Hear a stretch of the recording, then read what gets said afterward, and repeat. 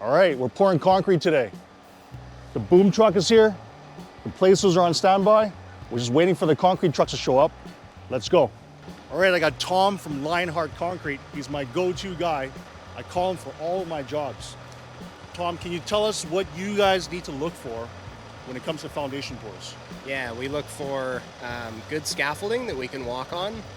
We look for strong formwork that's not going to explode under the pressure of concrete, and accurate heights so that we can place the whole thing at the right height, first try and easily. How important is it to have all these things in place before the pour? What happens when you guys have a concrete truck show up? Can you afford any delays? No, the material is perishable. The quicker we can get the job done, the better it is for us and the easier it is, because as you know, it starts to get hard and then it takes longer and we get into trouble. All right, this is the morning after the concrete pour. The guys are starting to strip off and peel off the boards that are holding the concrete together. The ties are being snapped off.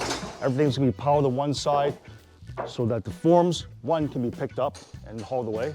Two, our lumber can be organized and reused. And three, we get the place prepared for the next guys who are coming in, which are the waterproofing and dimple membrane guys.